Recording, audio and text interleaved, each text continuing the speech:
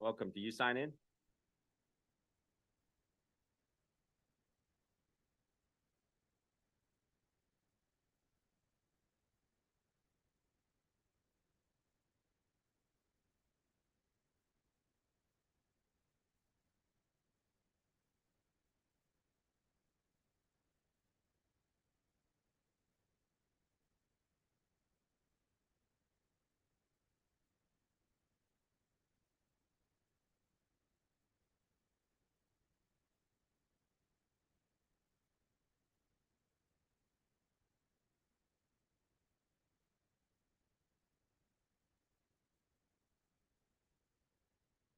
And and you are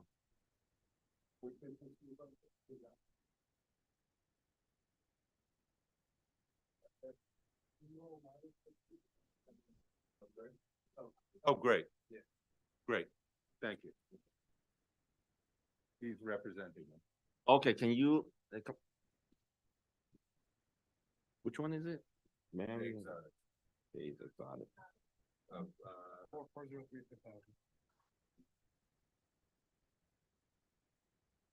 Not on the list. Not on the list.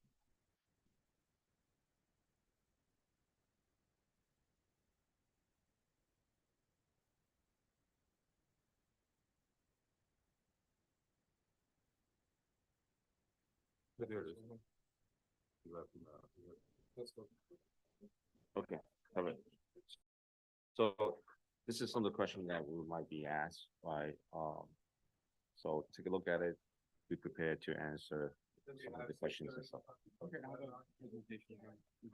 What the presentation is, do you have it printed out?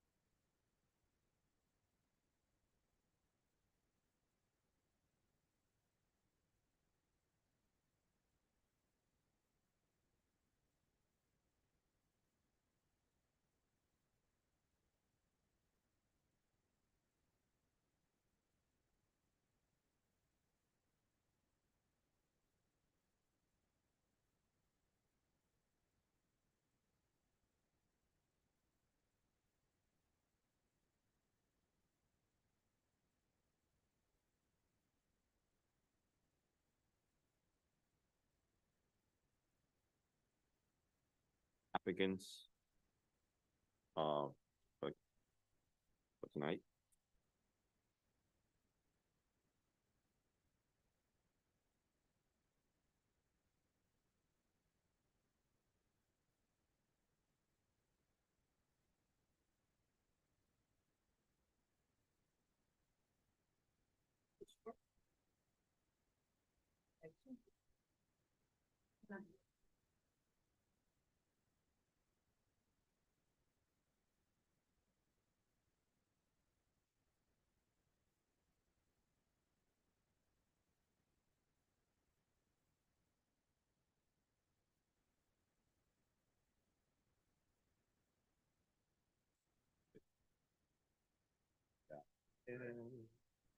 He's here. Yeah, he's here. Yeah, there you go. This is. He's right here. Yep.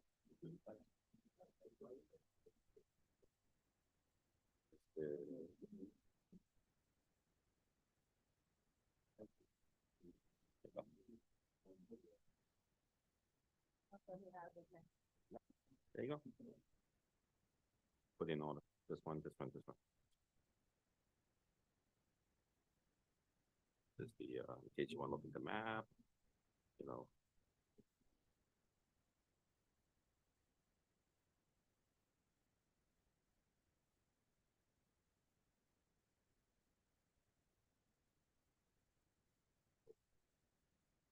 You guys go stand the whole night.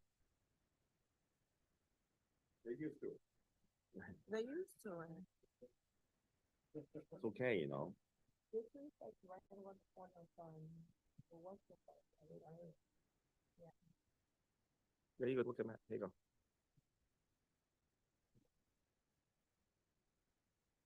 Just right.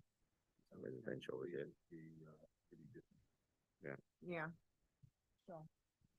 I guess this is empty now, huh?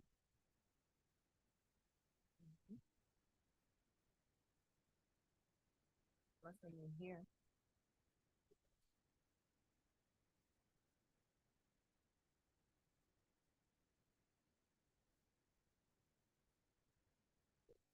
Ground floor.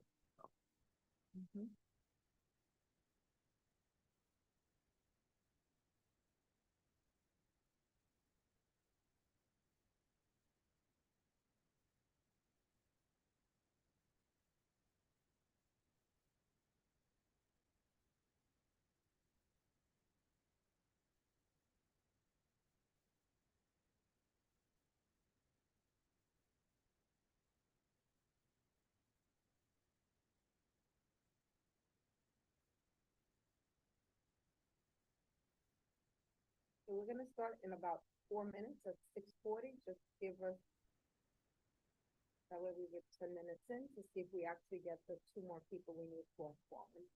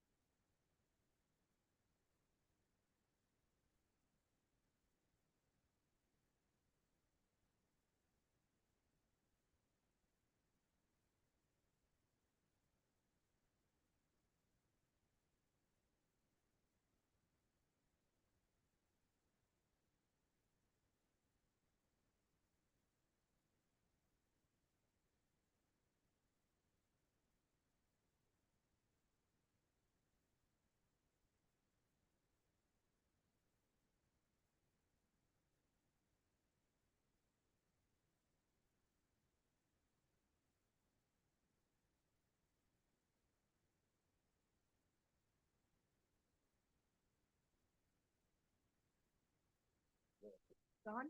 That one, Joe? The video is done? Yeah. On that TV? We have the other one.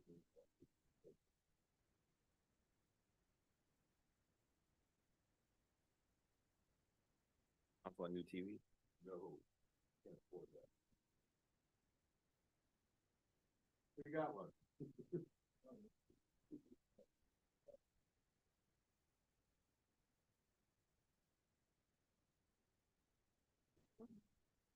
One I left across the street.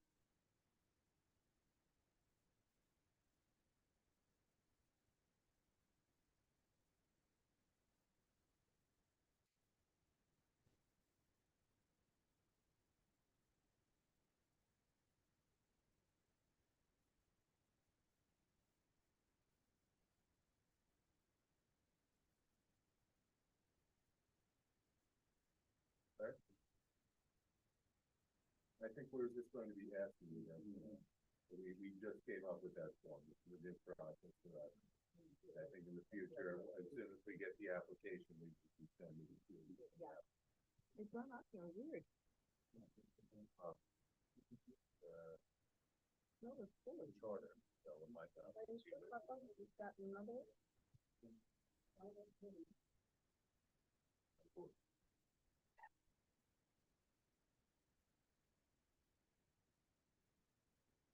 Two people were actually responding, so they do this. And I did. Great, I didn't respond. I don't know how it works, why. But I think it's still up.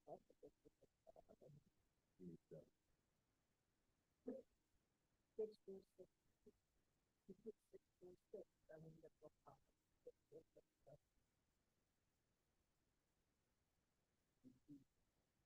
6461.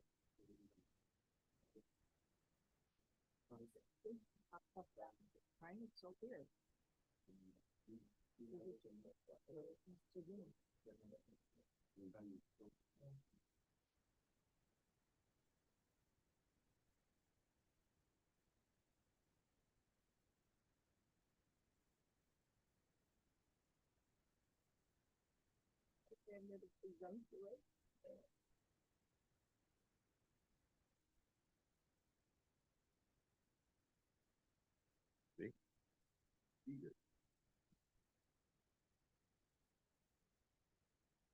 They're not here. 4,000 is here and 44 and 50 is here. So they're here. They're here. And they're not listed, but 44, 5 is valid. One by the car. Hi, sir. Have you signed in yet? Oh, great, thank you. And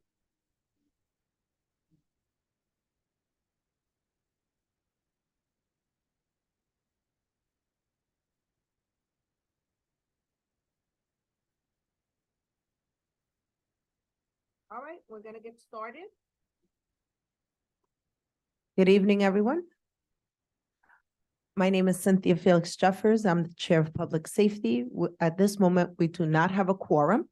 However, we are going to proceed with the meeting as we did last time because we have a December 20th board meeting that I would like to present our review at that board. So we're going to proceed. We just will not have a vote this evening unless the other members come and we get a quorum while we're in the middle of the meeting. Okay? Jerry? My name is Jerry. I'm the Vice Chair of Public Safety. That's it.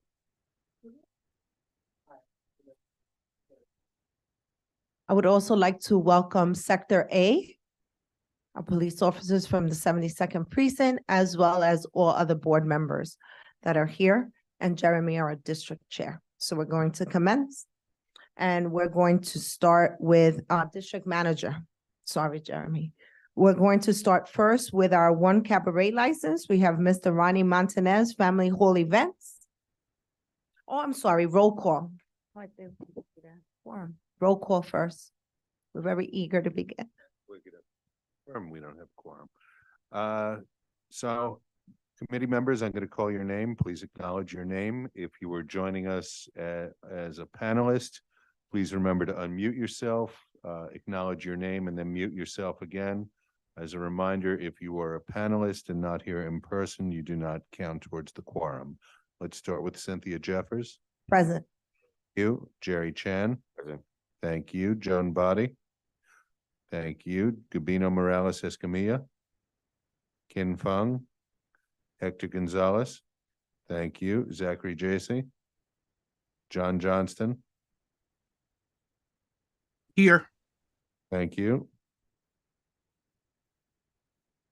Danielle Lai.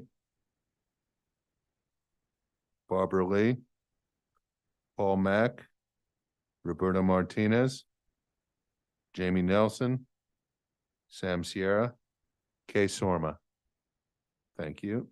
Roll has been called. I'm sorry, Julio Pena. Thank you. Julio, you don't count towards the quorum. We do not have a quorum. Thank you. Like I said earlier, we're going to proceed And we're going to begin first with Mr. Ronnie Montanez, Family Hall Events for 201 46th Street, and they're requesting a liquor license and cabaret license. Just state your name. Good evening, my name is Ronnie Montes. And we're applying for a liquor license for a nightclub slash cabaret, mainly on Mexican music artists. And I've been working along with my dad for 3 years. And I've been watching him make deals with his associates. At first I started as a coat check in the club, and then right now, me and my father are renting our own ballroom in 45th Street and 2nd Avenue. Right now I'm doing maintenance, and we're renting out our place for people to bring in their music bands and play for the public. Okay, so we're gonna ask you a little bit, some background information and some questions. So, you told us a little bit about your background. What is your connection to the Sunset Park community? I grew up here, and I went to school here, and I've mainly just know a lot of Hispanic friends. And can you repeat the question again? So just a little, your connection to the community. So you were born and raised here Sunset, and and you work here? well, I moved to the city. I'm currently living in East Harlem, Okay, but I just know a lot of people here, so I think it's a good idea to start my business here. okay. So, what experience do you have with the business? I know you mentioned earlier that you currently rent a location to do events. So can you tell us a little bit about some of the events that you have been doing? What kind of crowds you've been getting? What kind of music you showcase? But right now, we're not throwing our own events. We're renting the place out for people to come and bring their music into us. Gotcha. And we do it about just twice a month, every Sunday. Saturday or Sundays, we have they say a friend who's from Guatemala. He likes to rent the place just to bring music and dancers too. Not like female dancers, like cultural dancing, like. I got you. So what is the capacity of the location you're trying to, Right now, we got approved for occupation of 580 people. 500, what is currently in the location? What is currently there?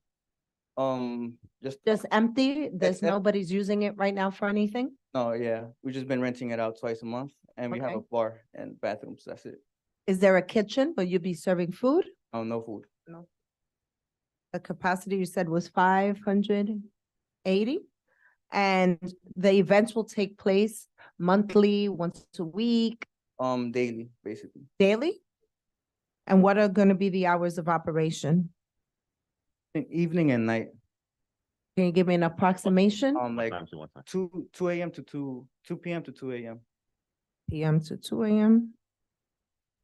And what is your plan to mitigate traffic? Like, will cars be able to park on the street? We just have public parking in the street. We don't have no private parking space. I asked because right on that same avenue is urban air, and we had quite a few concerns regarding the flow of traffic from residents that live up the block. So that's why I'm asking about traffic. Is there any soundproofing in the location currently? Yeah, we installed a soundproof in the ceilings, and right now we're working on the walls. Because we have neighbors from the building complain already. Okay, So so you soundproofed the ceilings and you did some of the walls. Okay, let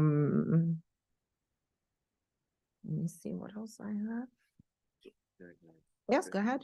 So you mentioned that you currently renting the place out, right? So are you currently also serving alcohol at that location now? people that come and rent the place out, they bring their own temporary liquor licenses to sell on their own, or if they don't decide to sell, sometimes they give it away for families. But we're currently not selling any of our own liquor or holding our own events at all.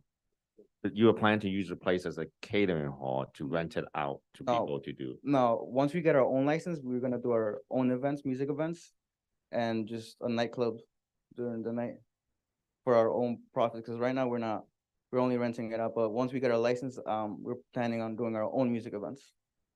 Bringing in, Mexican groups and having Mexican Hispanics come in. Okay, so how about security wise? Because I see down up the block, there's some residential building down there. I'm sure that I haven't been clubbing for a long time. I'm sure that the same as the eighties, that there's a lot of people on the street smoking, talking. How you gonna mitigate, those problems from neighbor complaining? So when we rent out the places, we bring our own security. Every night that we have an event, we employ at least 6 security officers, depending on the size of the population that comes in the night. And yeah, we just have security officers. I'll follow up with the security officer thing, right? Are they certified by New York State? Yeah, they're trained, yeah, they have security license, Are they carrying or non-carrying? non-carrying. La compañía de security, ¿sabes? The location ADA accessible?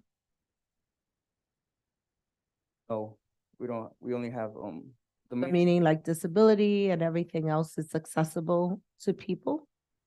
oh, I'm sorry, we don't have ADA accessibility. It's just, the front entrance is stairs. And there's no ramp? I think that may be a requirement, so we have to look into that for you, okay? We'll follow up with that. I'll ask our chair of accessibility about that, so I'll follow up with that, with it. So around the corner, right, there's a sports bar already. In the basement. Yes. So,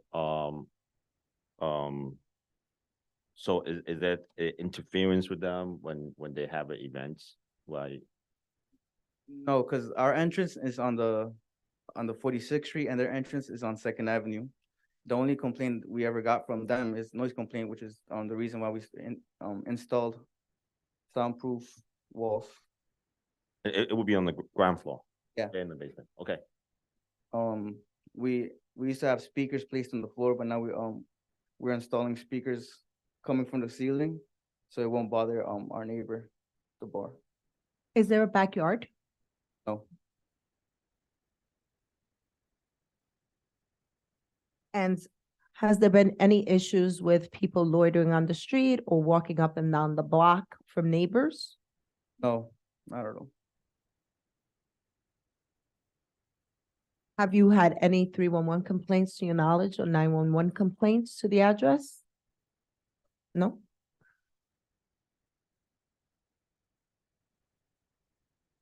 And you said to your knowledge, the only complaint you had was from the other sports bar about the noise and you already have worked to mitigate that, correct? Yes. Are there any questions from any board members? Joan? Hi, and welcome. You say that this is going to be a cabaret.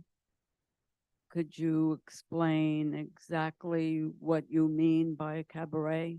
Because I have my own thinking of what a cabaret means. Regional Mexican bands come and play, and not only that, we also have space for customers to dance. They're gonna be dancing along with the music. We're not gonna have dancers. That's what I mean. So you're saying that customers are going to dance. This is not going to be any type of nudity, lap dancing. No, my main focus is to bring Mexican bands from Mexico to come. We have a lot of Hispanics in this area that like the Mexican music, and this is live performance, and they get to dance. We don't have no dancers. So you're not going to hire bands. They're just coming in. But Bands that have formed outside are coming in to perform for for the public, yeah, the public. yeah, free entrance. Okay. That's it about now. Julio? Hi, excuse me, I'm getting over a cold, so, so you said, have you, previously owned or managed, a facility similar to this one, or will this be your first? License? My father has been, he rents ballrooms. Like for example, recently we used to, we had a friend of ours, Weedy Catering Hall. He used to, lend us his ballroom twice, a night, no down payment. Like he helped us out. And yeah, that's our experience. Thank you. And can you talk a little bit more about your planned like security or safety measures, whether that's indoor, inside the hall, outdoors? Can you just talk like what you're thinking of and to ensure a safe environment for folks there? We always bring security.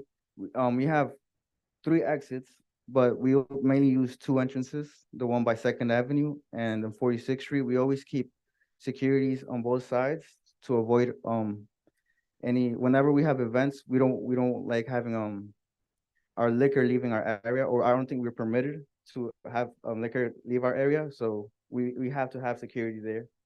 And yeah, outside and inside. And myself, once we get the license, I'm working on getting my own bartending license.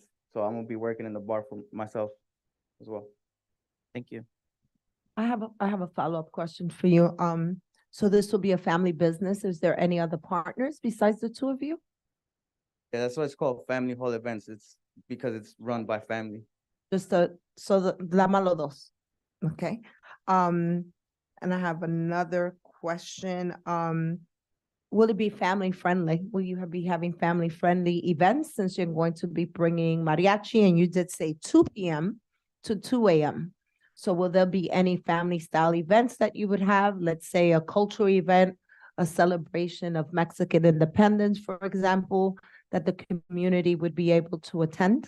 Would those events be also part of your plan? So at this time, we're holding on cultural events, but once we get a license, right now, what I need is reputation. And I'm doing day events, but once I get the license, I'm sorry. Okay, take your time. You're doing well. Once we get a license, we're not gonna be kid friendly. It's gonna be strictly only 21 and over. Right now, we're accepting kids whenever the tenants or the renters that rent my place, they could bring their own kids if it's a family, during the day like Sundays. But once I get my license, no, we're not gonna have no kids. So we just 21 over. Yeah. Let me prepare that one first. Let me ask a follow-up question too. Security cameras. Are you planning to have security camera inside, outside? Yeah, we already installing the security cameras inside in every corner because we also have an ATM. ATM machine. Yeah. And Wi-Fi, yeah. Okay. Desea hablar, puede hablar en español si desea, si quiere decir algo. ¿Está bien? Pero sí, para que sepa, si quiere decir algo, puede hablar en su idioma, más bienvenido. We have a question online. Pat Ruiz.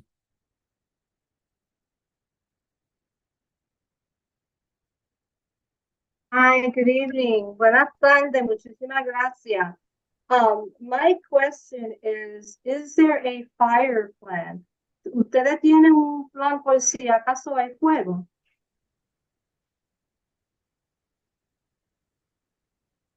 At this time, we only have 2 fire alarms.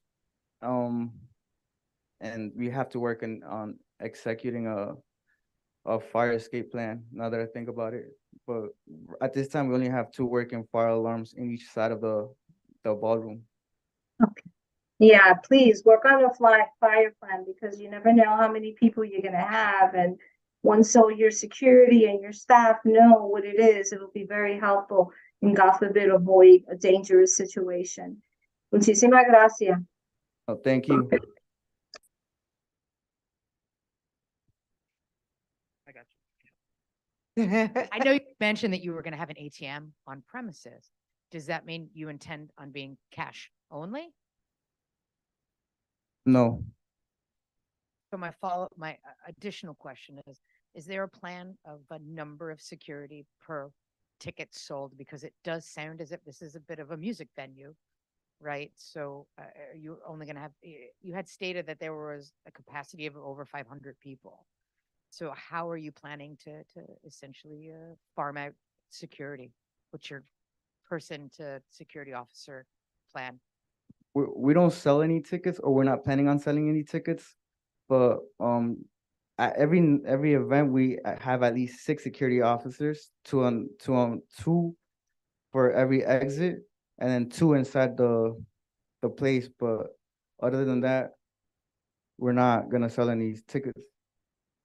Did I answer your question? Well, if 500 people show up, do you think 6 is going to be enough? Señor, coja el micrófono y puede hablar que yo le traduzco con confianza. El lugar es para 580 personas, pero trabajamos con la capacidad que haya gente. Si hay 200 personas, traemos 6 securities. Si hay 300 personas, traemos 8 securities. Si hay 500 personas, traemos 16 securities. Did you understand? Yeah. So to translate for our Spanish speakers, he said that amount of security guard would correlate directly with the number of patrons they have that evening. So if they have 200 patrons, it would be 6 security guards. If they have 400, it'll be 8. If they have 500, it'll go up to 16 security agents that would be on site. And just to clarify earlier, he said they will not be armed security, but they are licensed security and bonded. Hector? Yeah, I would like to ask you, I could ask you in Spanish if you like. You mentioned that you're gonna have 21 and over. How you gonna be able to find out if that's the right ID? Are you gonna be able to verify the age?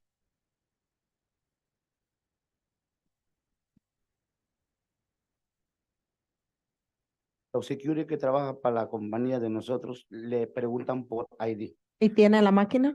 No tiene ID, tampoco entra para dentro del salón. So he'll have a cloud-based security system, and the security agents he hires comes with the machines that are used to verify that it is a legal New York State ID, no entrance. Joan? Back to security. If this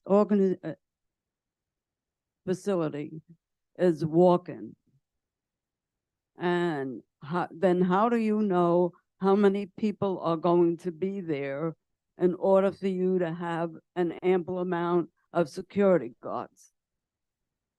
El clic para la persona que está como un security enfrente de la puerta, va contando la gente que entra con el. Ella quiere saber cómo adelante va a saber. Vamos a decir que va a tener un evento porque todo el mundo puede entrar o tiene que comprar proyectos antes del evento. Es proyecto. Tiene que tener su proyecto para poder entrar. Okay, so va a estar, un día si vamos a decir que tiene 200 patrones y vienen 100 más, ¿puede llamar seguridad que venga en ese momento? Sí, porque nosotros nos damos cuenta en el momento que se va entrando la gente y la capacidad que se haya vendido un ticket. Okay, so they do know the capacity, they do advanced ticket sales, so they do have an idea of how many people will come, but the security office is able to send additional security officers that evening if they notice that additional walk-in people have arrived to the venue. So go back to the security question real quick, right? So I guess your security company is a local company within Sunset Park. Es local company. Can we get the name? ¿Sabe el nombre de la compañía? Sí. Okay, lo puede dar esa información después. Natasha le va a preguntar el nombre de ese. ¿Ha trabajado con el precinto para un plan de seguridad o no ha hablado con el precinto? Estoy hablando con el precinto. Yo les mando información cada que hay evento. Me llama capitán, yo le llamo, le mando la fecha y clase de evento que podamos trabajar, pero yo ya dejé sabiendo el precinto. Okay, so he has been working with the 72nd precinct to inform them of events that he has been hosting, because right now they just rent out the space to other people, and the 72nd precinct is aware of the events that are occurring. And he's gonna continue to work with them to let them know if there's big events happening. Yeah, but where is the security facility? It If is in Sunset Park. He's gonna give Natasha the name. Perfect, perfect, because the reason I'm asking is I need to know if that security firm, right, is there any incident that they couldn't resolve or anything like that? That's the reason. They're I'm close enough to come. Yes. Yes. Hi, this might be a general question, but if patrons appear to be overly intoxicated, is there a plan to prevent them from driving home or, exiting in an unsafe manner?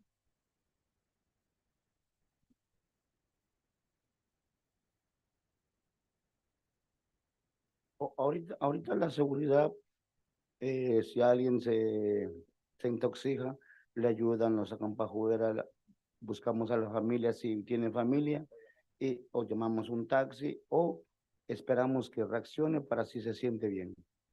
So he said that right now, if there is someone who is intoxicated, they either A, contact family if they're able to pick them up, B, put them in a taxi, or C, let them stay there for a bit until they are no longer so intoxicated and they're safe to go home.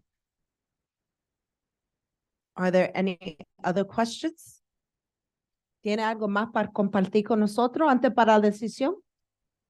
Sobre la seguridad, que solo no trabajamos cuidando una seguridad por la 46, una seguridad caminando sobre la segunda, y tenemos 3, 4 securities enfrente de la 45, donde es la entrada principal. He wants everyone to know regarding security. He has one security guard that actually walks up and down Second Avenue, one that walks on 45th, and 3 that stay at the door at all times. So those are stable security that stay to ensure the safety of the patrons and the workers. Los trabajadores que va a tener van a ser del vecindario. I asked, will the workers be from the community? Está trabajando pura familia. So is everybody family that works? Okay, gracias. Okay, and we have a quorum. Yay! Okay. So, there's a question? Tengamos una pregunta. So I have Jane Byrne next. Jane, you can unmute yourself.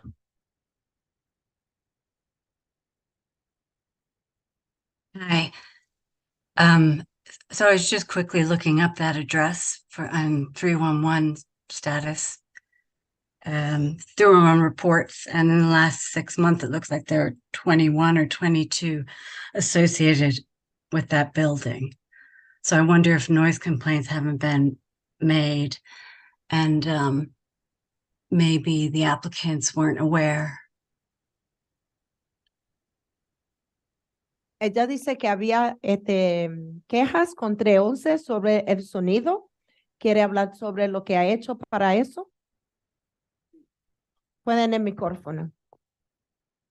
Eso fue los vecinos del segundo piso de arriba, que ellos trabajan de noche y les molestaba el ruido. Pero estamos ya trabajando y llegamos a un acuerdo. El dueño del building fue la que se encargó de poner el sunroof, el del ceiling. Okay, so Jane, he explained that the complaints mostly came from the second floor that has a sports bar, and they mitigated it by putting soundproof ceilings.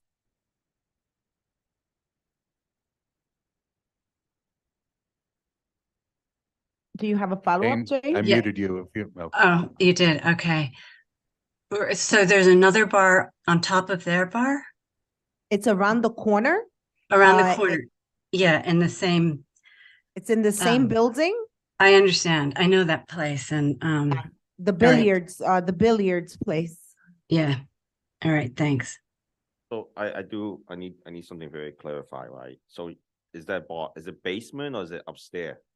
Or they use both? Es de los que trabajan como arquitectos arriba. Ah, okay. No es un problema con el vecino del basement, no. Los que Okay. trabajan de noche como arquitectos o diseñadores. Okay, I'm sorry, Jane, clarification. It's actually the second floor tenants are architects who sometimes work in the evening, and they had some concerns over the noise. but they did work with the owner of the building and soundproof the ceiling, and it seems to be resolved. The billiards is in the basement around the corner.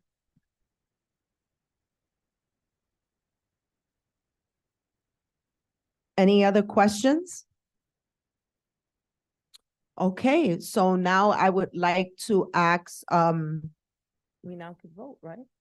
Okay, so, Jerry? Would you like to make a proposal to accept the SLA? Yeah, I'd like to make a proposal to accept the SRA. Do I have a second?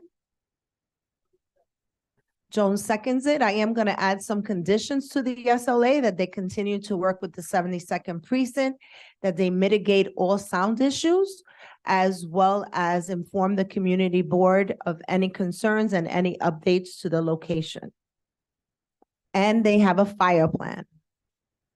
And give us the name of the security firm. Are you in agreement with those? So le vamos a aprobar, pero queremos más información, queremos el plan de seguro de fuego, queremos el nombre de la firma de seguridad que va a usar y también los planes que hizo para el ruido para el vecino de arriba. ¿Ok? Y le vamos a dar 2 weeks, Jeremy? How timely is this that it has to be put in? So we gotta vote. The 20th. Solo tiene que mandar antes de diciembre 20 porque vamos a votar en la junta entera. Okay, all in favor? Aye. Against? Abstentions? And abstention, Hector? One abstention, and the motion passes. Si quieres regresar diciembre 20, vamos a presentarle a la junta entera, pero antes de eso, la semana que viene, si lo puede mandar la información que le pedimos. ¿Ok? Y mucho éxito a usted y su familia. Me alegro cuando veo gente que están haciendo familiar. I congratulated him and his family and wish them the best of luck in their business and advise them to submit the paperwork to us next week so we could vote on December 20th for the full meeting. Gracias. Okay, so our next order of business is we're going to be hearing for a cannabis application from Courtney Doe, MPMB Enterprises for 584 4th Avenue. Would you like to come and introduce yourselves?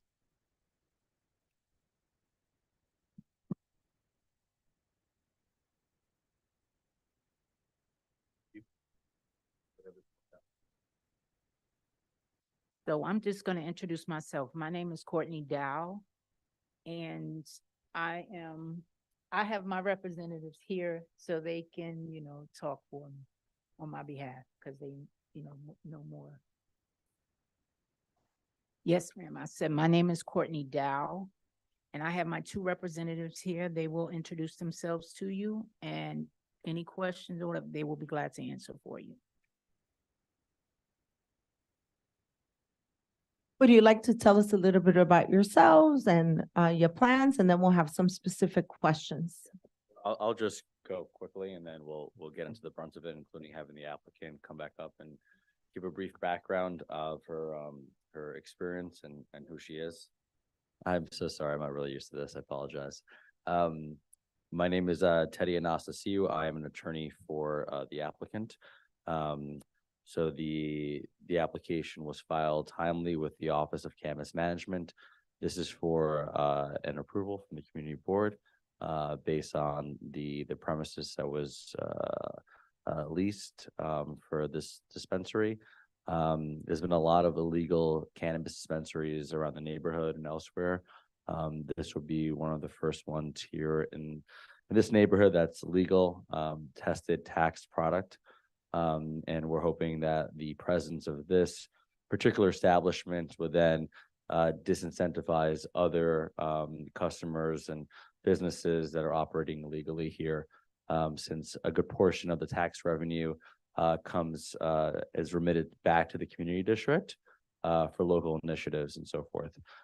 We have a hiring plan, a security plan, a delivery plan, to discuss, the different parts of the business, and we welcome any community board stipulations, conditions, suggestions in terms of how to operate the business I think, I just speak on behalf of, Ms. Dow, that the goal here is to work very closely with the community board, align, the business interests with that of the communities, and making sure there's no daylight between, the two organizations.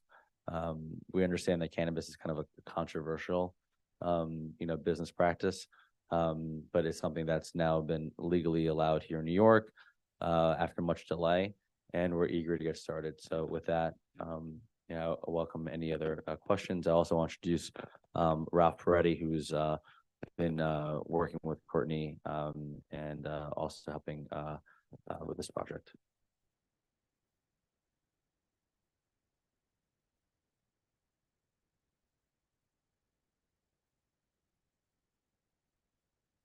I have been in the marijuana business. I have been in the marijuana business since 2016. I have worked with Ted for the last year on a project in Staten Island. We have approved license there for deliveries and for a dispensary. 2 years ago, I started with the application with OCM. We got approved last November, and they had slowed down from the courts, the Supreme Court. And currently, we're back going. We should be open in about 2 weeks. The Staten Island location. Clove Road in Grasmere. Okay, so we did prepare a questionnaire that we are going to ask you to fill out and submit back to us before our December meeting, but there are some pertinent questions on there that we would like to ask you now, as well as open it up to anyone. So you said earlier that you did have a business plan. So can I ask what is going to be the proposed days and hours of operation? We're allowed to open from 8 a.m. to 12 a.m., 7 days per week. We were going to have to determine the hours necessary at this point. Our plans in Staten Island, we started deliveries. We're doing it from 10 a.m. to 8 p.m. I don't like delivery people out late. It's not something I want to create a problem with. As far as the dispensary goes, probably 9, 10 p.m. would be a legitimate time. So 10 a.m. to 10 p.m.?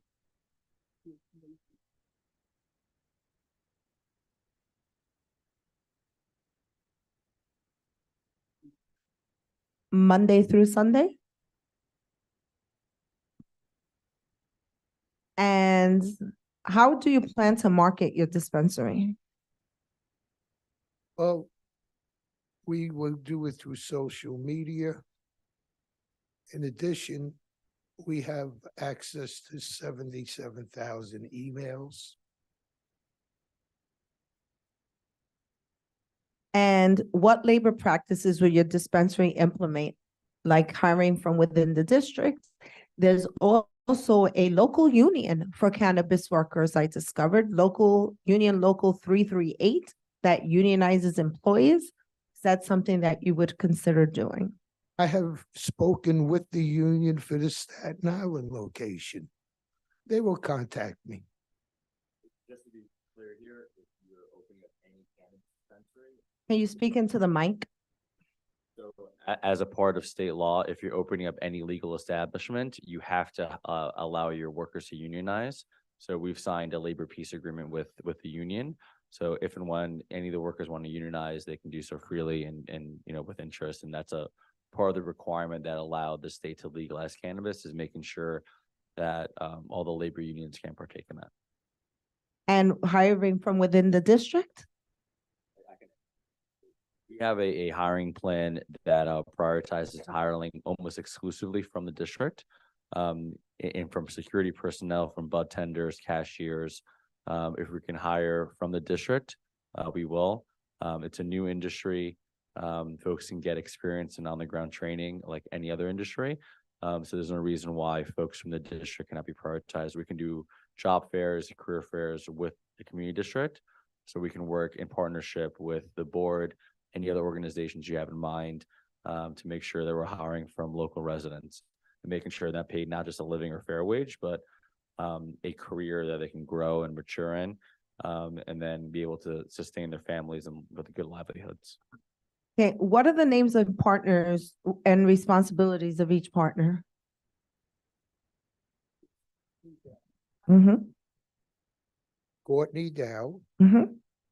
Mitchell Pacifico, Hmm? Adam Bloomstone. Mitchell Pacifico and Adam Bloomstone have the Staten Island location license. Okay, Courtney Dow, actually, we're partners, Brooklyn. partners in love. Oh, okay. Well, it's another family affair here at CB7. I love it. Traveled with me to California. And I was president of a public company. We spent $330 million of their money buying dispensaries in California. Courtney joined me quite a few trips. Okay, so I guess you have some experience in the cannabis industry, just a little bit. Quite a bit. I had a hemp farm in Cherry Valley, New York, 400 acres. I got that license in 2018. Okay. And what security measures would you have at the dispensary? Buzzer, security gate, uniform security? What is your plan? How we designed the Staten Island location, we're gonna have a 7-foot by 7-foot glass vestibule. On the inside, there'll be an opening in the glass window for ID to be passed for a woman or a man to check the ID. The door you will not be able to open until you pass the inspection of the ID. There will be a security guard at the door. The entrance in, you cannot leave from. You must leave from the back entrance. There'll be another security guard. There'll be two entrances, one to enter and one to leave the premises. They won't use the same entrance. Same thing Fourth Avenue, we can lay out in that manner. Okay, Haven't gotten with the architect yet because we only signed a letter of intent. I just saw that. So that was my question, right? So I know is It will that, be handled professionally as we did at the other location. yep. I know that's a new building that's being built up. Very nice building. Yep, so when are you planning to have the blueprint available for us to review? Well, I have to wait for OCM's approval for the location, which we did file for, Ted filed for it. And once they give us that go-ahead, I'll sign a long-term lease. I have a question. So right now it's just empty and upstairs are apartments, correct? And new. Yes, There's it's the new building. 43 apartments upstairs and there's 3 stores. So I have a question. If I was upstairs, how would you mitigate or how do you plan to handle if anyone's loitering outside and smoking right outside? I know it's legal to smoke outside. We're much aware of it. I will not allow it. Okay. Not even a thought. Have you met at all with the 72nd precinct to talk about any concerns they may have? Your NCOs are here today. I'd like to get together with you guys. And are there any sensitive locations near you as per OCM's definition of sensitive locations, schools, churches? That has been thoroughly checked. No, there isn't. Okay. Jerry, any questions? Anybody have any questions or concerns? Julio? Hi, thank you for coming and presenting before our board. I want to preface this by saying this is our second board meeting, second public safety committee meeting where we're reviewing cannabis licenses. And I want to reiterate this board is interested and active in supporting legal cannabis shops in this district. So I appreciate you being here and engaging in the community. I do want to air one concern. This specific location, according to Google Maps, is within 500 feet of Hope Christian Church on 16th Street. So I just wanted to elevate that. Feet is the requirement. 200 feet for churches? Yes. Okay, 100 feet for schools. okay. Then I had those mixed up. Thank you. Doing this quite a while. We're familiar. Well, we're not. So we're we're learning brand new through to the this. process. Yeah. Contact me. I'll give you some help anytime you need it. Any other questions? Yes. Come. Please identify yourself and where you're from. Hi, my name is Dina Kapitanakis. I'm the Director of Engagement from the Hellenic Classical Charter Schools. With me, I have my PTA President, RS. Our school is located at the corner of 18th Street and Fifth Avenue and direct to all three cannery dispensary stores that our school serves a student population of ages 4 to 13. I am here on behalf of the school today to all three of the cannabis dispensaries and to our schools.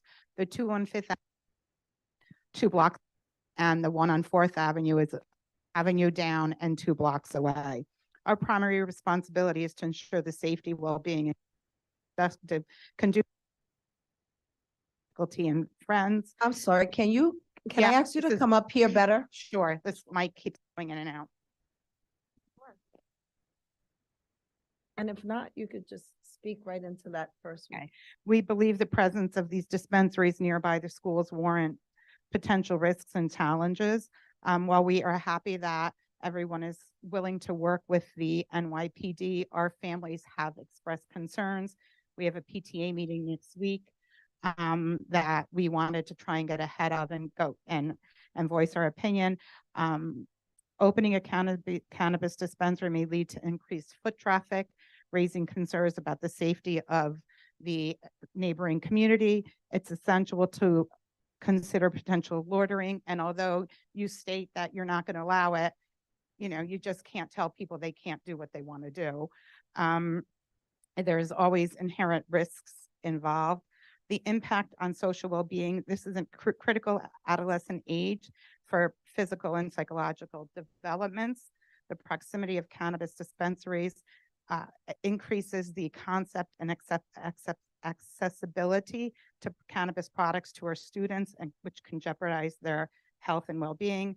The mission of our school is to foster an environment that promotes academic excellence, personal growth, and the development of informed and responsible citizens. We feel that the cannabis dispensary conflicts with the missions and values of our school. We just request that potential alternative sites be looked into due to the proximity of churches.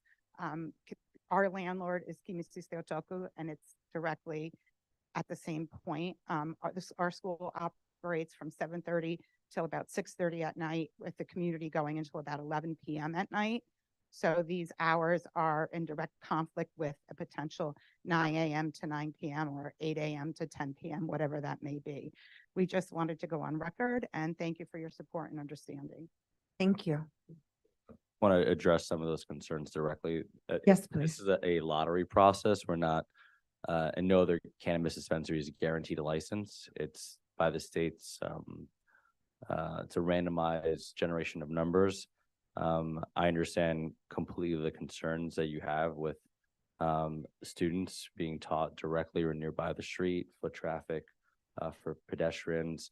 If there are any measures that could be implemented, if and when, and that's a big if, a license is successful, we'll be more than happy to sit down and work out whatever needs to be done to mitigate that. And if that needs to be a transfer of locations if permitted by the state, I'm sure that's something we could look into and work out something. I'm first generation Greek American. I'm familiar with the school. The last thing that I would like to be is part of a project that inhibits or in any ways is a conflict with that school whatsoever. And we can talk about this, after the meeting, after we present and figure out a solution here. But again, there's no guarantee for licensure here. This is one of 2,000 applications across the state. The state's going to give out, I think, 533 licenses.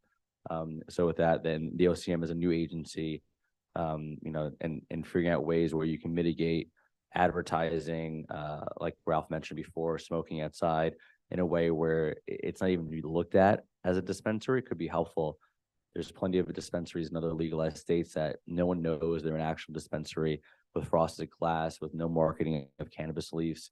And I think, the ones that are illegal are very neon, like heavy in cannabis, logos and signage. So I think if there's a professional one that could be discreet, that won't invite any interest from underage participants or anyone who doesn't like cannabis, that's fine. I don't smoke cannabis or indulge in any other kind of mind altering substance. So I understand completely how that can affect the youth, but I just want to say that, and we can talk after the meeting. Thank you. Joan? Maybe I missed it. Are you currently licensed by New York State to operate No, a this is just an facility? application. So there's one other, we have a licensed dispensary that's gonna be operating in Staten Island. That's already licensed. That's a separate corporation where Ralph and the other business partners also involved directly in. This is an application by Ralph and Ms. Courtney and the other two partners here for a location here in the neighborhood. The application requires you to give notice to the community and then appear if you would like to. But it's not a requirement. It's something that we're doing out of own volition to say our part. And the community's recommendation here is it doesn't determine whether or not you get a license. It's helpful because you want to work with the community, but it's not fatal or not. The facility on 4th Avenue. Have you signed a lease? No, we have not. I just explained, we have a letter of intent from the owner. He has agreed to lease to us. You see, you're too far from the microphone. That's my problem. Not yours, mine. Is better? Yes. Okay. We have a letter of intent with the owner of the property that if we get approved by the Cannabis Management Board for the location, we will go forward and sign a lease. How long does it take approximately? How long does it take for the board to review and issue a license? It could- OCM you're talking about? Yes. Or Office of Cannabis Management? There's no telling. Thank you. They are understaffed at this time and they just allowed 2,000 people to file. Thank you. So just to give a little bit of background, so the applicants come before us and we just have an opportunity to engage with them to find out a little bit more and give our opinion to OCM. OCM does not have to take it under advisement. It is advisory only. So it's not like we're approving a license. Unlike SLA, we're not approving anything. We're just listening to the applicants and hope to engage them in a community conversation so that it is a professional cannabis dispensary that's run legally within regulations, and we have a say-so, so that if we have a concern about the hours, for example, that they're willing to work with us. If we have a concern about the location, that they're willing and having an open mind of saying, well, we have the license. You're right. While we may be within a block over of a school, maybe we'll look at another location. OCM is very backlogged now. There was a lawsuit that just was settled. And the first round of applicants that were put in, which was a little bit over 400, they still have to shift through those. Right now, these conditional licenses are being given out, but there's nothing written in stone that the applicant will even go to round 2. This is almost like a round 1 to get some input. They do not have to have a real estate, meaning they don't have to have a firm address. What was submitted to us today was a letter of intent saying the landlord is willing to give them this location. They may go and they may not find the terms of the lease agreeable and say, you know what? Or they may say the architectural space is not what we had in mind for what we want to do. We're going to move it to someplace else. What we're really listening to is the premise of the idea and whether or not we feel the operators will be responsible to the community board and to their neighbors. So that's really what we're doing. We're really asking questions to see if we feel that they would be responsible to have a cannabis dispensary in the Community Board 7 area. Thank you. You're welcome. Are there any further questions or comments? Or we have one online? Pat? Hi, my apologies if I missed something in the beginning. There was someone that stepped up and said that these fine gentlemen were going to be speaking for them. So is the person that is not speaking right now going to run the place? And can we know a little bit more about that person? Because it's all well and good that these gentlemen are doing a really great presentation. Thank you. But I'm curious as to who is the individual that's going to run this place? Courtney, we want to hear from you. Say hi.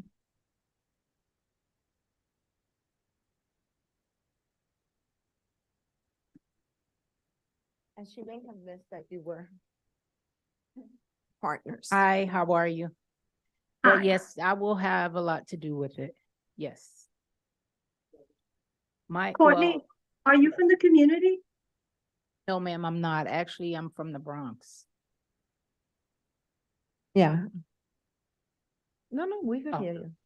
Yeah, so what it is, I live in the Bronx. I've been in the Bronx for over 15 years. I stay in Staten Island on the weekends, so I know, like I said, as far as cannabis and everything, I'm with Ralph all the time, so he's teaching me things as I go. So, and I was like very interested in it. I work for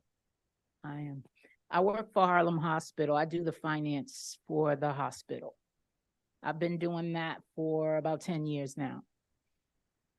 I like it, but I want something different. So that's why I decided to put my application into for this dispensary. And you started in California, you said, right? California, yes. What was that? San Jose? It was different places. LA, yeah, San Diego was like, so it was like 5, 6 different places in California that we went to that, with the dispensaries, we were buying it and, working in there. Okay, Pat, is that okay? Thank you so very much. It's nice to have a face instead of the representatives, which I appreciate their presentation. But I really wanted to hear from the person that's actually going to run the place. Thank you Yes, so ma'am, much. it's me. Thank you. So, hold on, I do have some question, right? So both of you, the company, right, you guys not from Sunset Park, how much you guys really know about this Sunset Park community? She go yell at you in a little bit. Uh-huh. Up here. Okay. Yeah, Bensonhurst in 1949. I had a real estate office on 3rd Avenue and 7th Street for 7 years. That's why you look Century familiar. 21. Have we met prior? You looked familiar when I walked in. Mhm. I still have a real estate brokerage on Bedford Avenue in Brooklyn. I've been in the business 35 years. outstanding. So if the application or the state give you license, right, what are some of the things you will give back to the communities?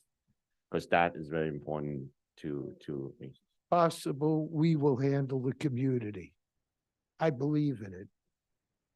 Right, handle a community. I mean, I could handle a community too. But making money, we will donate and work with community organizations. Okay, thank you. Moment, I cannot explain anything. Okay, thank you. Detective McGrath, do you have any concerns or questions that you would like to express at this moment? If you could just come up to the mic.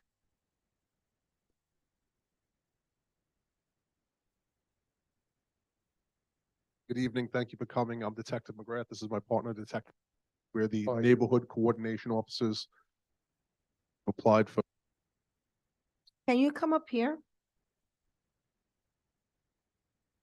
Is this better? First, I want to ask, is it a cash only business? Would it be cash only? No, cash only, no. Debit cards and credit cards will be accepted.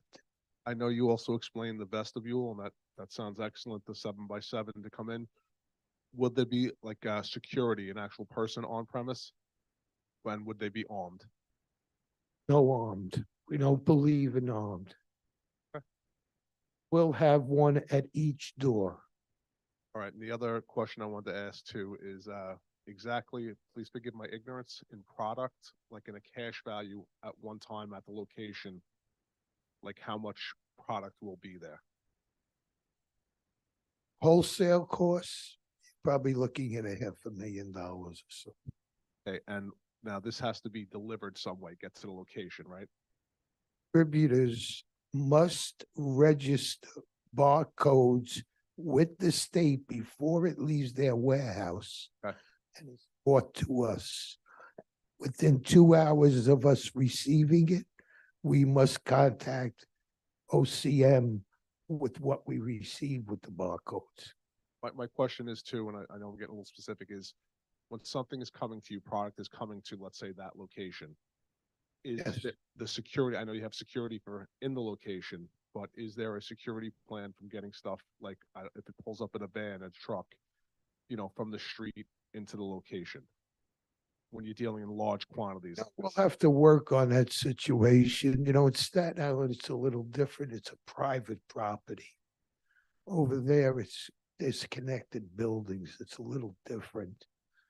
I'll have to work on that accordingly. And last thing I'll say, because I don't want to take up a lot of your time, is But I would like to hire NYPD people to work security. that's something that would have to be done through the department. And- Of Yeah, and course. yes. Of and- course. Yeah, let's say, I know this is a lottery you're saying and everything, let's say you do get this location.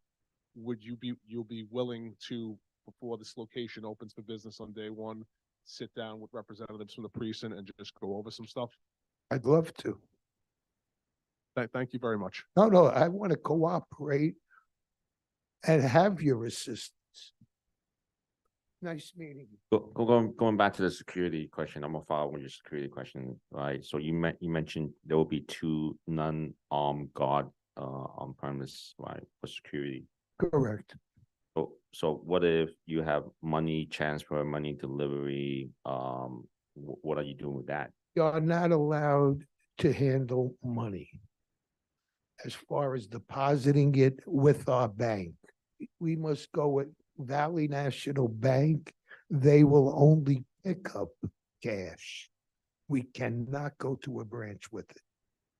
So Valley National Bank is going to come and pick up the cash, just like how the armored truck going. Okay, got it. So And it would be scheduled a few times a week to pick up. Okay, great. So something that I'm gonna stick with the security question, right? Knowing this neighborhood, right? This neighborhood, there's a lot of armed robbery happen in this neighborhood because there's a lot of cash going on in this neighborhood, whether it's illegal gambling parlors or something like that. How are you guys preventing, like, a bunch of people pushing in, taking everything? You guys are in a busy intersection, very close to schools and churches and everything. The street will be very busy if you don't have an armed guard. So you requiring? I'm not an requiring armed anything. guard? I'm just, I can have an armed guard. Let me know what your feelings are towards it. We'll work together.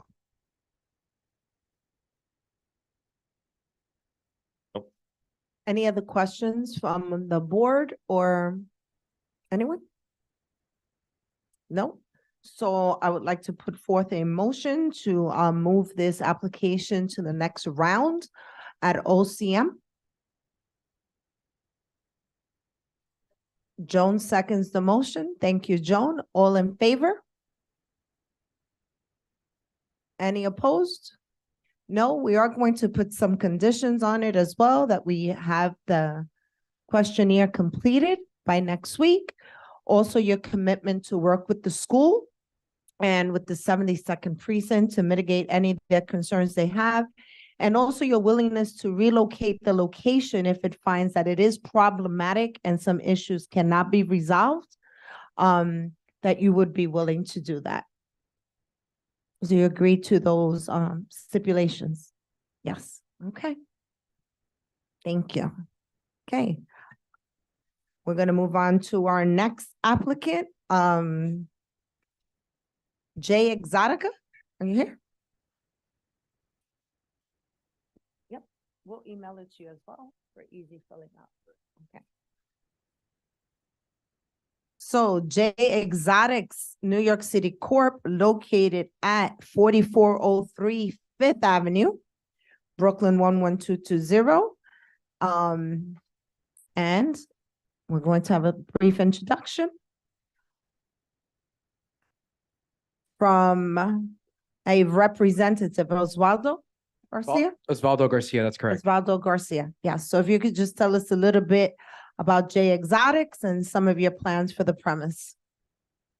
Hi, good evening all. My name is Osvaldo Garcia. I'm here representing my employer, J Exotics. We're a local smoke shop. We deal in CBD and hemp and other smoking accessories. We have a vision for Sunset Park.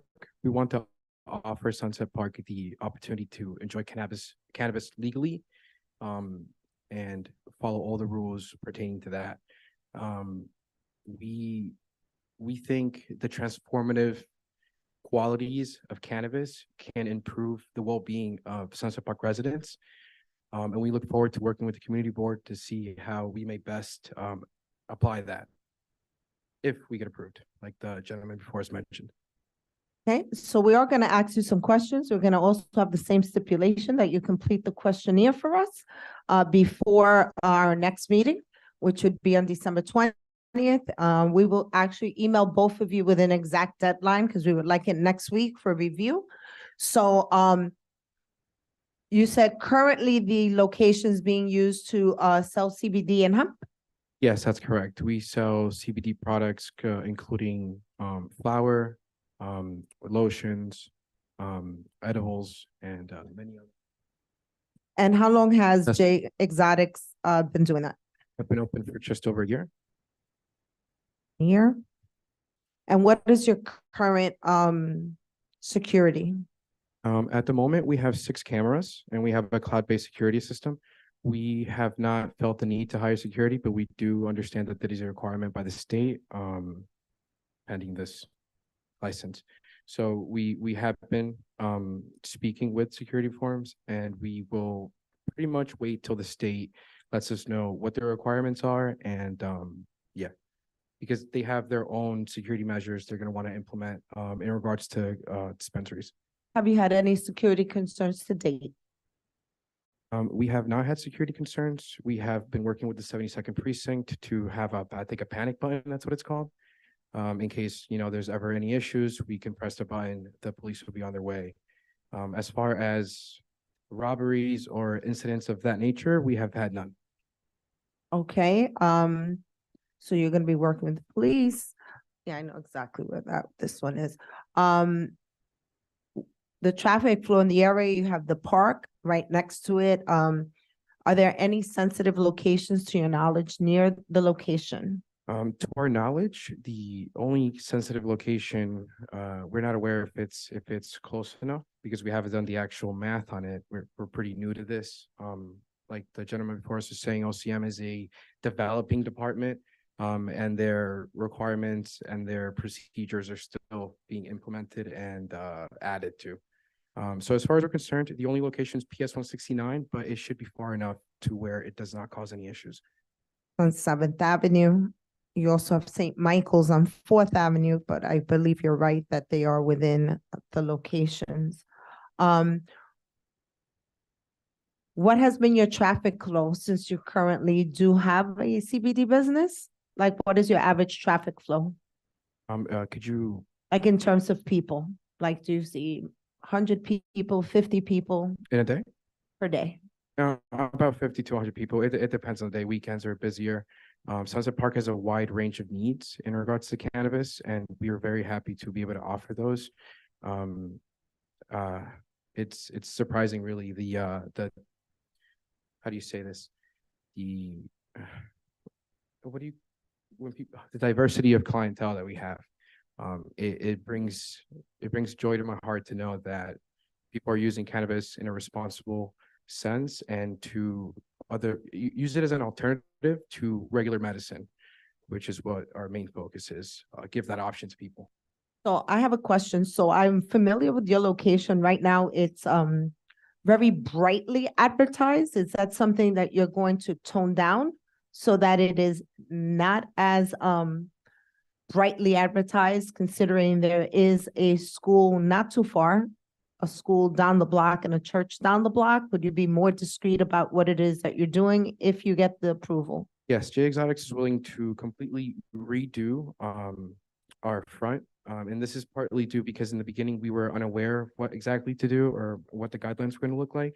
And pretty much we are willing to work with the community board and addressing the visibility of the shop and pretty much dampening its presence so that, you know, minors or other people who aren't too keen of cannabis aren't, I guess, bothered by it. And what are the current hours of operation? Current hours of operation are Monday to Thursday, 10 a.m. to 10 p.m. And then Friday to Saturday, 10 a.m. to 11 p.m. Sunday would be considered a weekday for us. So that's 10 a.m. to 10 p.m. as well. Exception of Friday and Saturday. And tell me again, Friday, the closing and Saturday? Friday and Saturdays are 11. Otherwise, every other day is 10 p.m. Okay. Jerry? Are you guys checking ID now? Are we checking ID? How are you guys checking ID now? At the moment, we're checking ID at the register before every purchase. After we are licensed completely, we will be having a security guard check the IDs. How do you know the ID is real and not real? We don't have a system in place to verify the IDs per se, like a scanner, like the cloud-based scanner she spoke about earlier. But we have been in the business. Let me rephrase my question, right? Are you going to have similar to the TSA ID check, right, for customer or clients coming? Yes.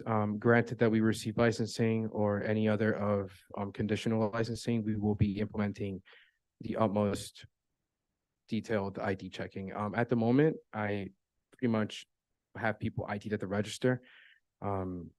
It's pretty, I wouldn't say it's easy, but I've been a college student. It's pretty easy to tell when an ID is fake. And the fact that we sell CBD and hemp, it stops people from trying to, you know, whoever has an ID and wants to get something illicitly, they're not going to go for CBD and hemp. So if that's not deterrence enough, we have common knowledge, and it will be, once we offer the actual product that is sensitive to minors, we will be implementing security measures to prevent that from happening whatsoever. So you mentioned earlier that you're going to be looking at security firms. Again, we urge you to work with the 72nd precinct, and we urge you to hire locally, as well as any other. What are the other business partners? I know that your boss could not come today. Are there any other business partners, or is only Mr. Alamari? Besides New Alamari, there's Jabria Alamari. These guys, they're brothers. They have done amazing things for Sunset Park. I'm not sure if you guys are familiar, but in 4406 across the street from them, there is a deli. It's been there for about 15 years. They've ran that place from the get-go. They have helped out the community in so many ways, you know, by making meals affordable, accepting EBT, making sure that everyone's included in the community. As my boss likes to say, no one leaves hungry when they walk in the deli. This family has been working with Sunset Park and in Sunset Park for a long time. I myself, I haven't lived in Sunset Park all my life. I lived in Bushwick. My mom had a perfume store on 47th and 5th. Still does. It's on 44th and 5th now. I've been in this community also 10 to 13 years. I've seen it prosper. I've seen it, you know, come out of a place where pretty much, you know, it was uncertain the future of Sunset Park. I am amazed with how the community has really gotten together. I've loved seeing everyone, you know, pretty much being educated. The kids are going to college now. Homes are better, you know, they're buying properties. A lot of families in Sunset Park now are on the move up. And we're just trying to, you know, be a part of that. Yeah. So I guess you will pay attention to my question that I asked about what are you going to give back to the communities and stuff, like sound like they will continue going to give back to the community and work with the communities if the application is approved? So I work with the family, and I also, in my previous employments, I have worked in nonprofits, one of them being the 39th Street Sunset for Center for Family Life on 39th Street between 5th and 4th. I worked there 2 years. I did a number of different roles, from tax department to case management. I have seen the power of giving back to the community, and I believe that with the right backing, J Exotics can possibly run turkey drives, jacket drives. This is something that we've been thinking about for a long time now. We just want to legitimize it and carry it out, because we believe Sunset Park is a really tight-knit community. We have had some, new neighbors moving in lately, and we love it. I mean, the community is prospering. Look at all the stores that are opening. Industry City is there. I mean, I didn't think it'd be this big. I've heard about this thing for years, and now it's really taken off. They're holding conventions. We're just really excited to give back to the community. So going back to the security question, my concern, right, because there's a park there, right? Again, we're dealing with a lot of cash business, right? A lot of kids will be walking around. Again, a lot of kids will be walking around, and again, that I mentioned, Sunset Park is known for breaking or pushing robberies and stuff. Right, my concerns is about the safety of the kid that play in the parks. Right. So about that, I'd like to first and foremost like to say that the family that I'm representing, they've been in the community for years, as I've mentioned before, and we're not just anybody. No one's gonna push on us just on sheer morality. We have been in the community for too long for any local at least to want to do us harm. I believe in the community. I don't think they would do us harm. Now, were they to try something, the security measures would be as follow. We would hit the panic button. We would have pretty much, are you talking security as in the cash being withdrawn from the location? Yep, cash being withdrawn, security being there. Okay, so about the product being delivered, that's something that the state has to decide what the procedure is going to be like, but it's something that we're definitely open to working with. And we have no qualms with investing in our security.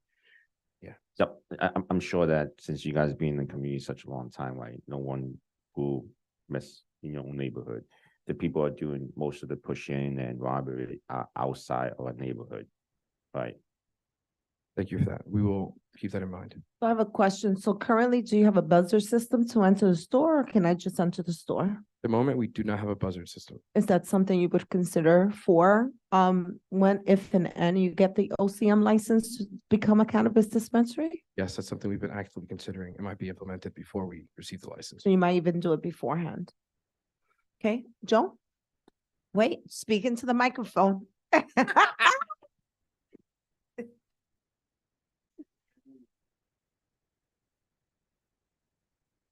Is there any possibility of medical cannabis on the horizon? Yes, that is very possible. Some would argue that cannabis in itself is medical. Thank you. Any other questions? Zach?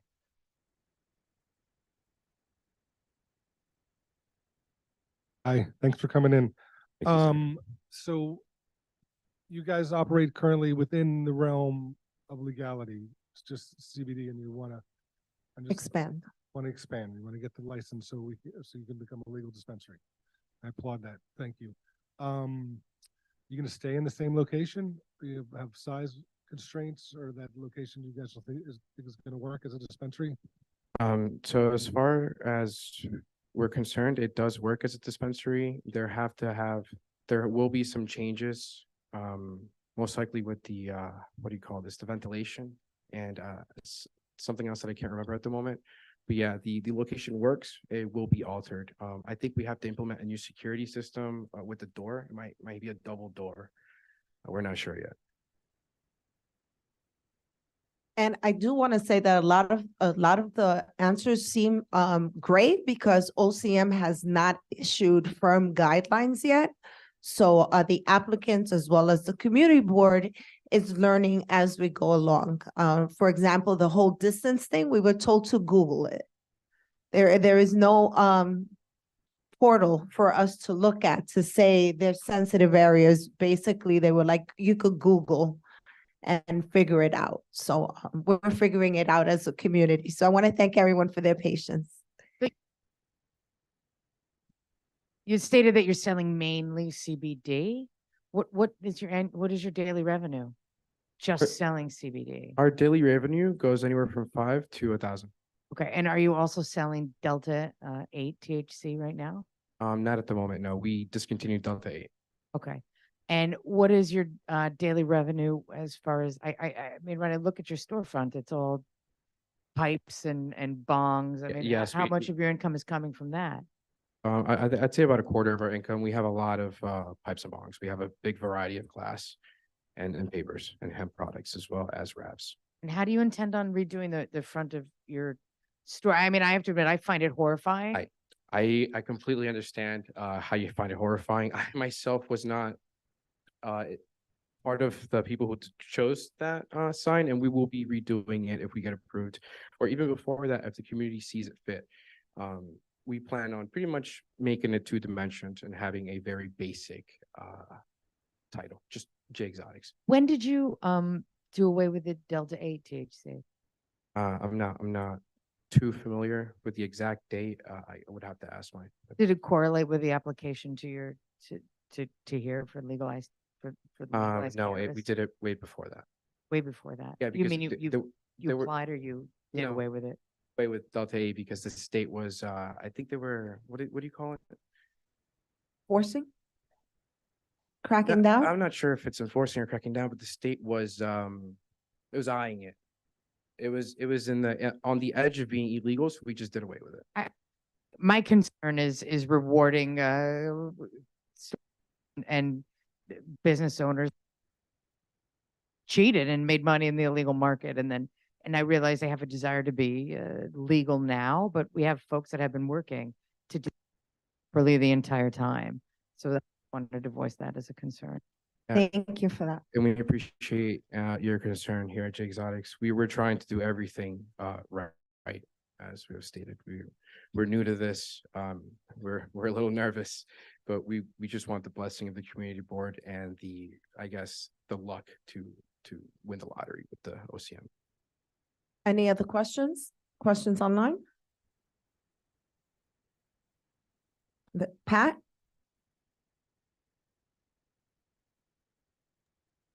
Hi, I have a few questions for you.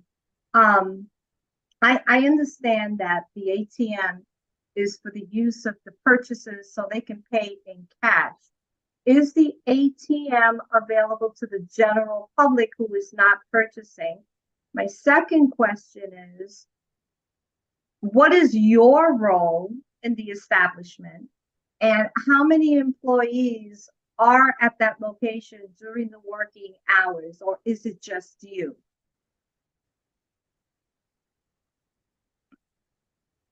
Thank you for your questions, Pat. I'll go ahead with the first one.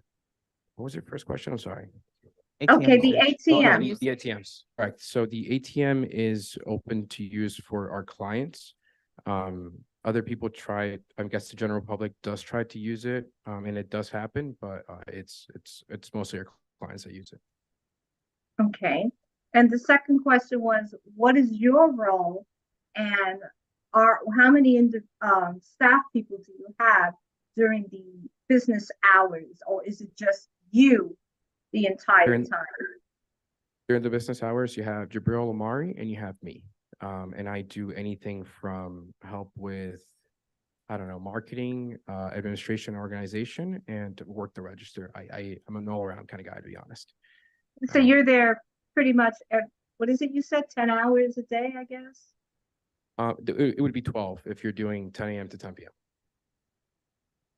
6 days a week, about 7 days a week? Personally? The business yourself? I mean, I'm curious as to how it's staffed and the number of staff that are there for the safety of all the staff, pretty much. Perfect. So a staff member comes in from 10 a.m. to about 3 to 4 p.m., depending on the day.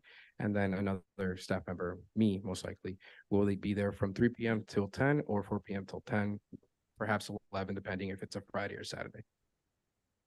Thank you. I would like to make a motion to move this along to the OCM. I'll second the motion. Wait. Acta? Second? Okay. All in favor? Against? One against? Abstention? Hearing none, we will move it over to the second phase of OCM. Thank you for being with us today. We also will have some stipulations, including filling out the application, changing the storefront, including the signage, and including a buzzer system and the double door, as well as the front with all the bongs and the pipes, because I happen to agree with my board member. That's why I asked earlier about the signage, if it would be more discreet. And of course, working with the 72nd precinct and your local NCOs to do your security plan if you get selected to move forward. Thank you so much. And it was a pleasure meeting the board. Thank you for your time. And you will be receiving a follow-up email. Thank you. Thank you. 7 days to 10 Yep. days, 5 business days. Am I correct in assuming that the other two applicants did not come this evening? No, I think there's one. Oh, there we go. Okay, so 585 Fifth Avenue, Eddie Vay's Green World LLC. Before we go to that one, I'm just gonna say Philip Green, Green World 700 LLC. Are they present? You're representing both. Okay, Double duty. double duty. Okay, so if you could tell us your name. Good evening. My name is Brian Carney. I'm a cannabis consultant representing both Green World 585 as well as Green World 700. Quick little background on myself. I've been in the legal cannabis industry since 2018. I come from Massachusetts. I own my own store there. I've helped get a number of other retail cultivation, product manufacturing facilities, everywhere from idea application all the way through commence operations. My purpose here in New York is to work with a number of different retail applicants. And hopefully, if awarded a license, I'll be part of the management company as well. So I'm representing Green World 700, Green World 585. It's important to note, while these two gentlemen do know each other, these are completely separate businesses. They're single owners, both companies. And it's just important to make the distinction that they're completely separate. It's in Uxbridge, Massachusetts. It's a dispensary called Green and Go. We're hopefully trying to be the first drive-through dispensary in Massachusetts. So we've been working with the politicians in Mass for quite some time. Okay, so like with the previous applicants, we're going to just ask some basic background questions and then have the opportunity for the community, because there are some concerns about the sensitivity of one of your locations at least. You told us the name of the principals, and we'll start off with the obvious question. Are there any schools, churches, or sensitive locations nearby? I understand your school is in close proximity. When we are looking at locations, of course, we know that there's a 500-foot buffer from schools and 200 feet away from churches. What we use to determine whether or not the location is actually 500 feet away is the local GIS map. So this is what we use in Massachusetts as well. It's called the CCC, the Cannabis Control Commission. So when you draw a straight line from the edge of the property, our proposed property, to the edge of the school property, you need to make sure that it's 500 feet away. And you can do that accurately with the GIS map.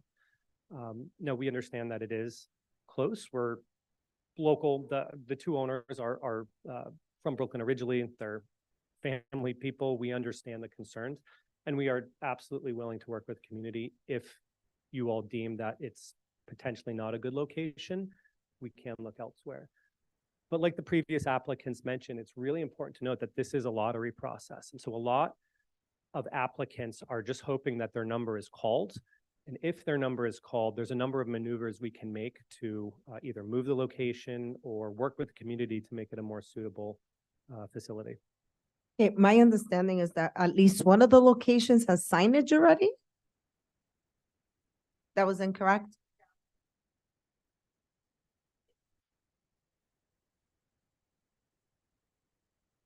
Why don't you come up?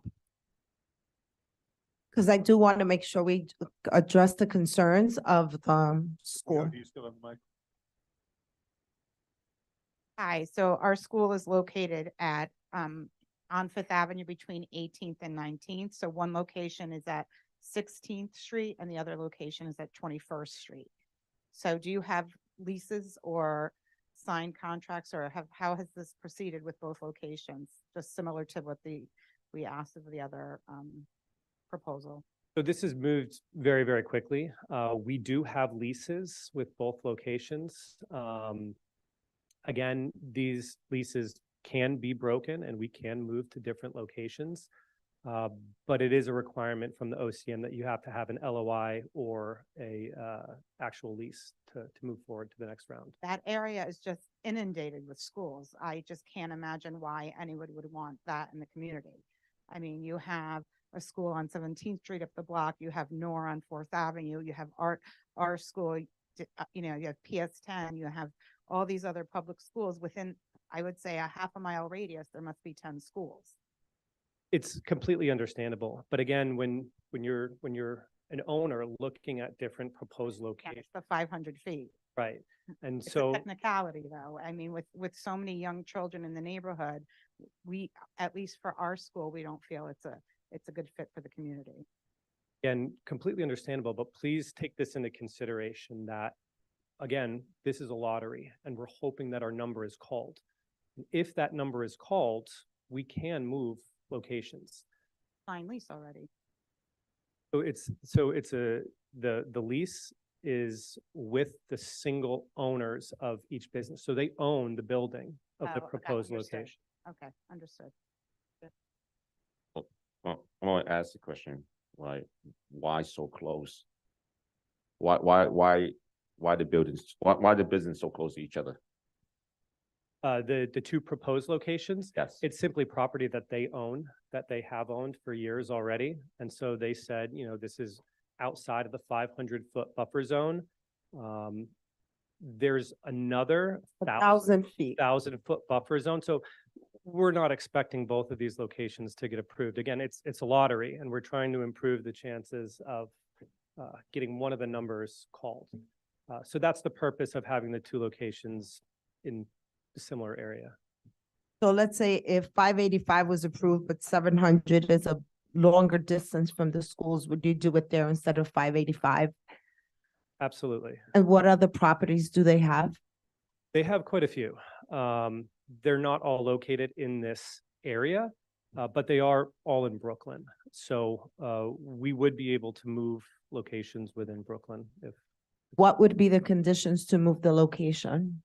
something we have to check on with the OCM. I can tell you in Massachusetts, obviously where I'm the most comfortable, familiar, there's a whole due process where we have to submit paperwork to the OCM or the CCC. They have to approve it, and then we could move locations. But it's obviously a lot easier to do that in the beginning of the application process versus opening up the store, going farther down this road of getting architecture done and whatnot. So really, it's going to be important for us to work together as a community, understand if this is something that we can work together on. And if it is, incredible. If not, then we're going to take pretty quick moves to look at alternate options. What is currently in those two locations? One is a nail salon. The other is it's a beauty store. They do laser hair removal, that kind of thing. Questions? Jeremy?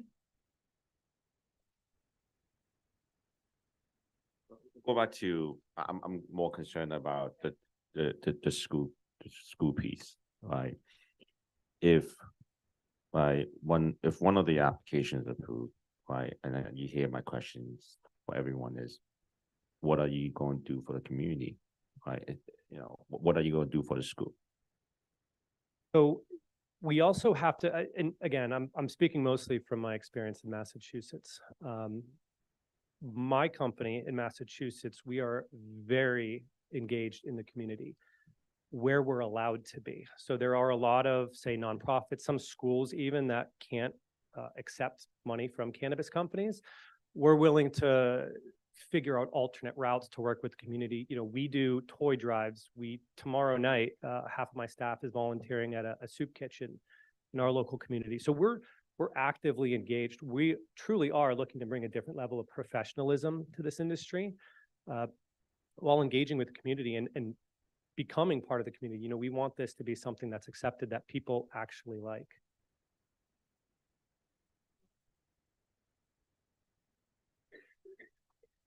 That kind of question. And then Zach.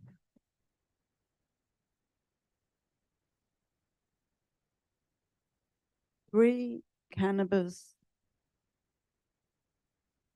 locations within not even a half mile. I personally don't see it. It's also important to reiterate that if any one of those three are chosen in the lottery, there's a 1,000-foot buffer zone from one dispensary to the other. So only one of those three will be allowed to operate in that vicinity.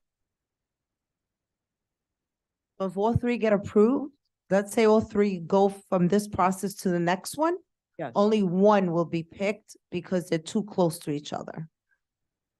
Okay. Now, all three will not be allowed to open. All right. Only one. That's puts a smile on my face. Mhm. But we have many, many schools in our district.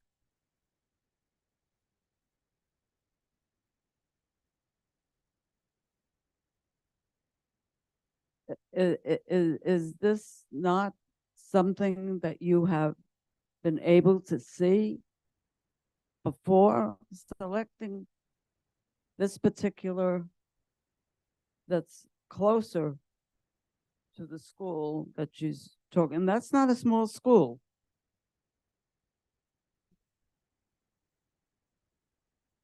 Right on the corner. Yes, that's the Greeks. That's the Greek church. Am I correct? Yeah. Again, when we're looking at this opportunity, we're simply looking at it objectively outside of the proper zone, the school zone. But again, we do want to work with the community. I come from a small town in Massachusetts. It's really important for me to integrate into the community. My store in Uxbridge, Massachusetts is less than a half mile away from the high school. As you can imagine, there were some concerns raised there. And we've done a good enough job in that community to overcome those concerns. And again, we are looking to combat some of the illegal facilities that aren't regulated whatsoever. So we have the opportunity to engage with the community, whereas a lot of those others don't. And we truly do want to either present to you guys a business that the community wants there, or if selected and the community feels that this is simply not the right location, again, we can move locations. What is the security that you will have in your location? Have incredibly strict security protocol, a lot of which we take from, again, Massachusetts, which is the strictest state out there. But first and foremost, the man trap, the vestibule area is extremely important. So no one can enter the property. It makes it a lot more difficult for robberies, which is something that I've heard come up a couple times already. It's fob key access, meaning you will not be allowed into the facility unless you are key fobbed into the area. Similar to what this gentleman is saying, we have silent panic alarm buttons everywhere. We also have general and product liability for those exact situations. If there is a robbery, our protocol is to just give, if we can, hit the silent panic alarm and then give everything away. Our insurance company will take care of whatever losses we incur from robbery.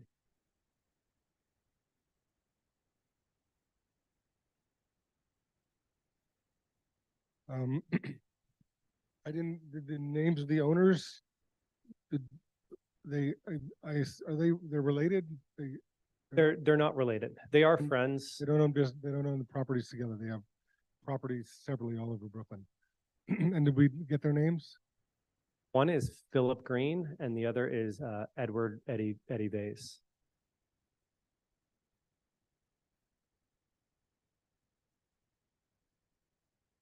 So right across the street from the school, well, diagonal to the school, the Hellenic Classical Charter School, there's a Canna World opening. Does the board know if they are actually looking to do the same exact thing? So we do have our detective graph that we could put it on their radar because that is not an, Right, it seems that it may be similar to a J Exotics or one of those other types of locations, but I just wanted to see if they were coming forward to file an they application. have not. We have not yet received the application. Keep in mind, the portal closes December 18th. So it could come up at one point, but at this time, we have not received them. There's 2,000 applications that are the two, and how many were they looking to approve? 400, 500? That is correct. So you figure there'll be 100, let's just say, per borough, More or less. more or less, on all the entire state. State is 2,000, Oh, correct, So they're looking to approve, let's say, 500 for the entire state. correct. Okay, all right, thank you. Detective McGrath? I just want to say one thing real quick. With some of these other locations, we do receive complaints about them, intelligence about them, and we personally have gone out. The Sheriff's Department does a lot of the, New York City Sheriff's Department does a lot of the enforcement. We have gone out in this community with the Sheriff's Department and conducted business inspections at locations where large quantities of stuff have been seized, arrests have been made. So I just want to let the community know that aspect of it. We do hear you when complaints are filed. Brooklyn South Narcotics has gone out and done stuff. So I just wanted to, I thought that's worth mentioning that with some of the locations that aren't licensed, when we receive credible intelligence and complaints, they are followed up on.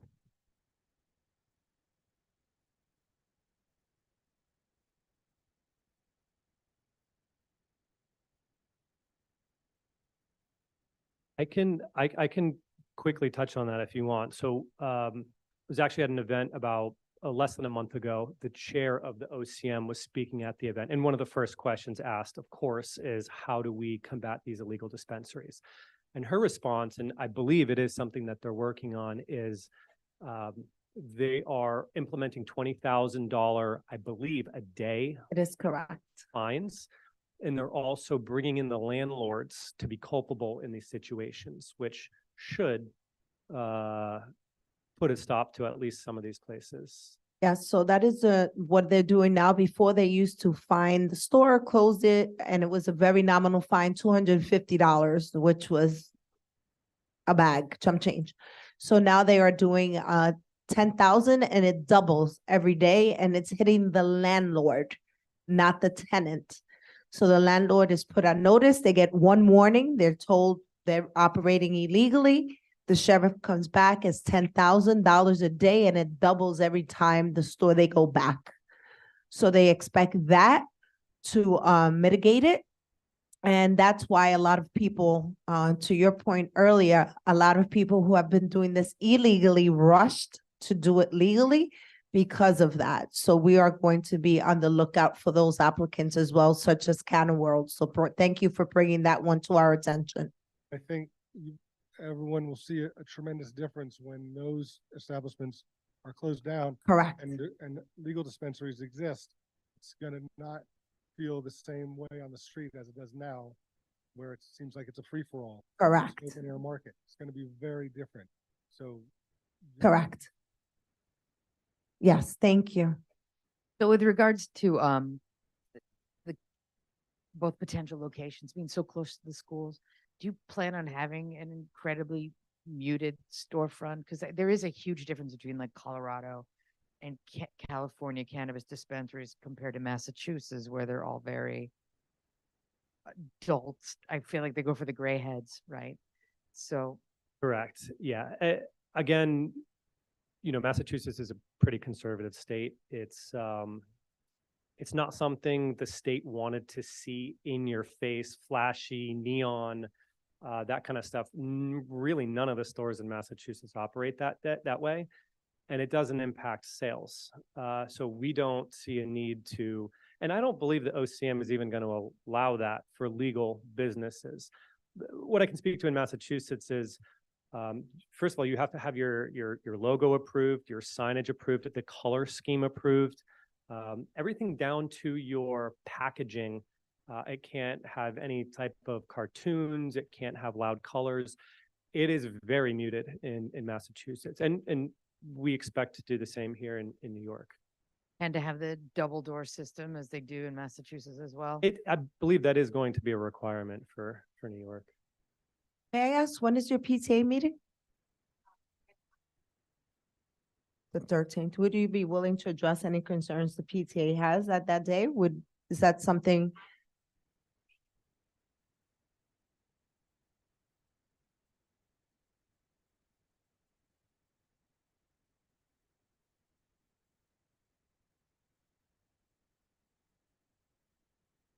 I'm just curious to see what the PTA concerns may be. Sure. Well, one concern, as our PTA Yes, president he's here. mentioned, the store that I was referring to across the street is like Illegal, yeah. Well, I don't know. I don't know if it's illegal or not, but the signage is so bright and so powerful that our students stare at it from their school classrooms.